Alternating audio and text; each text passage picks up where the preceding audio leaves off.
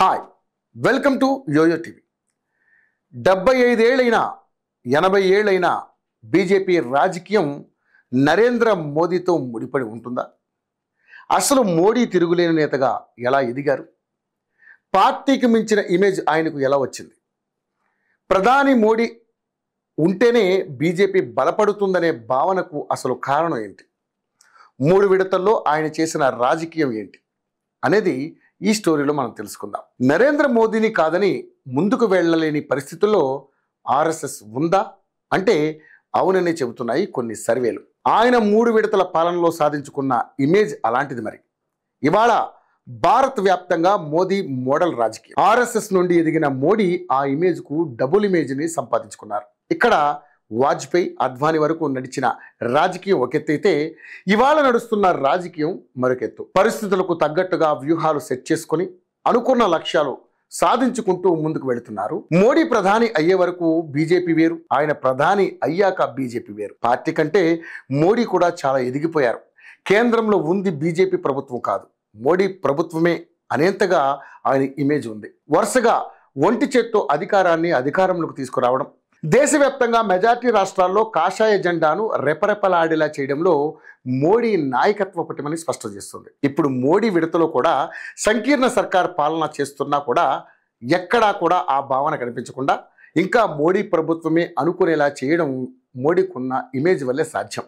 మనలో ఒకడిగా ఉండే మోడీ అత్యంత ఉన్నత స్థానం చేపట్టిన ఘనత నరేంద్ర మోదీదే. ప్రధానిగా మోడీ ఎన్నో విషయాల్లో తన ప్రత్యేకతను చూపించారు. ప్రజాభిప్రాయానికి అనుగుణంగా నేతలు నడుచుకోక తప్పదు. కానీ చాలా కొద్ది మంది నేతలు మాత్రం నాయకుడి మాటలను ప్రజలు వినగలిగేలా చేయగలిగారు.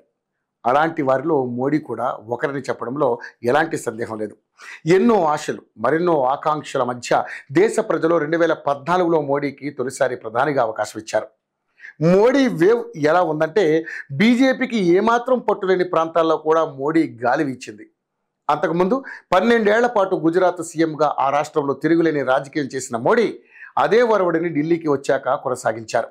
జీవితంలో ఓటమి ఎరుగని నేతగా పేరు తెచ్చుకున్నారు.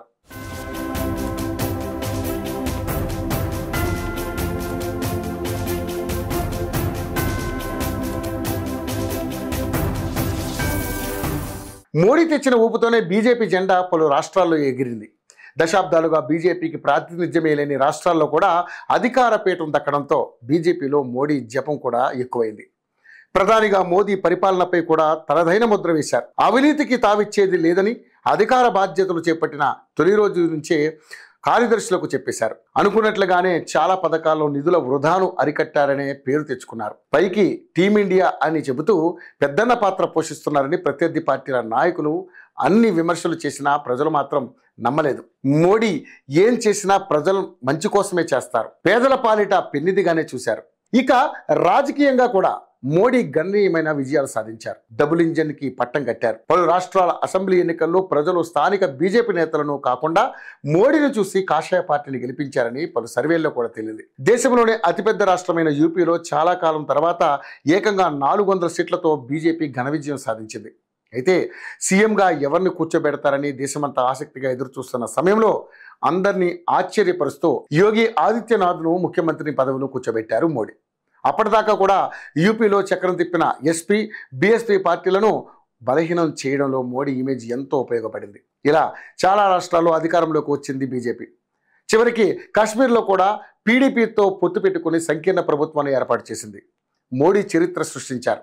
ఈ విజయాలని ఒకెత్తైతే త్రిపురలో దశాబ్దాల కమ్యూనిస్టు ప్రభుత్వాన్ని గద్దెదించడం, ఈశాన్య భారతంపై తిరుగులేని పట్టు సాధించడం, ఒడిశాలో బీజేడీని సాగనంపడం, కేరళలో బీజేపీ గురించి అందరూ మాట్లాడుకునేలా చేయడం, బెంగాల్లో టీఎంసీకి బీజేపీ ప్రత్యామ్నాయంగా ఎదగడం, ఇవన్నీ కూడా మోదీ ఇమేజ్ వల్లే సాధ్యమయ్యాయి. హఠాత్తుగా పెద్ద నోట్ల రద్దు చేసినా, అప్పటిదాకా ఉన్న ఒకే దేశం ఒకే జీఎస్టీ అన్నా కూడా దేశంలో మెజార్టీ ప్రజలు మోడీ నిర్ణయాన్ని స్వాగతించారు. ప్రత్యర్థులు విమర్శలు చేసినా మోడీ ఏం చేసినా తమ కోసమే అని మెజార్టీ ప్రజలు నమ్మారు. జీఎస్టీతో రాష్ట్రాల ఆదాయం తగ్గుతుందని పలు ప్రభుత్వాలు అభిప్రాయాన్ని వ్యక్తం చేసినా చాలామంది ప్రజలు పన్నుల భారం తగ్గుతుందని సంతోషించారు. మోడీ వచ్చాక ప్రాంతీయవాదం బలంగా ఉన్న రాష్ట్రాల్లో కూడా జాతీయవాదం పెరగడం మొదలైంది. ఇది ఖచ్చితంగా మోదీ సాధించిన ఘనతే. ఇన్ని విజయాలు సాధించిన మోదీ లాంటి నేతకు వయోపరిమితి కుదరదనే చర్చ జరుగుతోంది. మోదీ కారణంగా పార్టీ పరంగా, బీజేపీ సంస్థ పరంగా ఆర్ఎస్ఎస్ బాగా బలపడ్డాయి. ఇక పాలనలో కూడా తిరుగులేదని పేరుంది. అందుకే గతంలో ఎవరూ సాధించలేనన్ని లక్ష్యాలను ఇప్పుడు బీజేపీ సాధించగలిగింది. అయోధ్య ఆలయ నిర్మాణం, ఆర్టికల్ 370, కాశీ పునర్నిర్మాణం వంటి లక్ష్యాలను సమర్థవంతంగా పూర్తి చేయగలిగింది. ఇవన్నీ మోదీ వల్లే సాధ్యమయ్యాయన్న వాదన బలంగా ఉంది. అందుకే మోదీకి వయోపరిమితి అంటే ప్రజలు సైతం అంగీకరించలేకపోతున్నారు. మోదీ ప్రధాని కావడం ఒక ఎత్తు అయితే, ఆయన పార్టీపై పట్టు సాధించడం మరో ఎత్తు. కమలంలో మోడీ కంటే సీనియర్ నేతలు చాలామంది ఉన్నారు. జాతీయ రాజకీయాల్లో తలపండిన వాళ్ళు ఉన్నారు. వాళ్ళను దాటుకొని ఇమేజ్ను సొంతం చేసుకున్నారు. ప్రధాని అంటే శాసించడం, ఆదేశించడం కాదు అని కార్యకర్తలతో కూడా కమ్యూనికేట్ అవుతూ వారి సమస్యలను తెలుసుకుంటున్నారు. ఏ రాష్ట్రానికి వెళ్ళినా అక్కడి కార్యకర్తలను కలుస్తారు.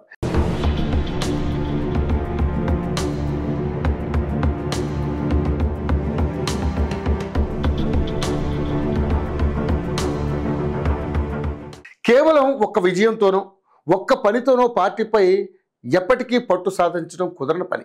ఇక్కడ మోదీ వరుస విజయాలు, విజయవంతమైన వ్యూహాలు ఆయన్ను తిరుగులేని నేతగా నిలబెట్టాయి.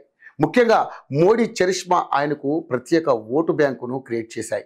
ఇలా పార్టీని అన్ని రకాల అస్త్రాలతో రక్షిస్తున్నారు. ఎవరు పార్టీ లైన్ దాటకుండా జాగ్రత్తలు తీసుకున్నారు. మోడీ వేసిన రూట్ మ్యాప్ ప్రకారమే బీజేపీ పనిచేస్తుంది. ప్రతి రాష్ట్రంపై కూడా ఓ కన్ను వేసి ఉంచే మోడీ సొంత పార్టీ నాయకులు చెప్పే మాటలు కూడా నిజమా కాదా అని చెక్ చేసుకున్న తర్వాతే రియాక్ట్ అవుతారు. కార్యకర్తలు సైతం రెండో స్థాయి నేతలతో పని లేకుండా మోడీ చెప్పిన టాస్క్ను ఫినిష్ చేస్తున్నారు. కింది స్థాయి నుంచి అంచెలంచెలుగా ఎదిగిన మోదీ ఇప్పుడు పార్టీలో మంచి స్థాయిలో ఉన్నారు. పార్టీ స్వరూపాన్ని పూర్తిగా మార్చేశారు. ఆర్ఎస్ఎస్ నుంచి వచ్చిన వారే కాదు, ఆసక్తి ఉన్న ఎవరైనా సరే పార్టీలో చేరొచ్చని చెప్పారు. దీంతో మోదీ విజన్ నచ్చి పార్టీలో చేరే వారి సంఖ్య పెరిగింది. పార్టీ బలంగా ఉంటేనే అధికారంలోకి వస్తామని తాను నమ్మడమే కాదు, అందరికీ చెబుతారు మోడీ. ఎప్పుడు ఎవరితో ఎంతవరకు మాట్లాడాలి, ఎప్పుడు మౌనంగా ఉండాలనేది మోదీకి తెలిసినంతగా ఎవరికి తెలియదనేంతగా ఆయన కనిపిస్తారు. దేశ పాలన చూస్తూనే, రాష్ట్రంలో సుడిగాలి పర్యటన చేస్తూనే, మరోవైపు అంతర్జాతీయ పర్యటనతో దేశ వాణిజ్యాన్ని పెంపొందించేందుకు కృషి చేస్తున్నారు. ఇలాంటి నాయకుడిని ఎవరు మాత్రం వదులుకుంటారనే ప్రశ్నలు వినిపిస్తున్నాయి.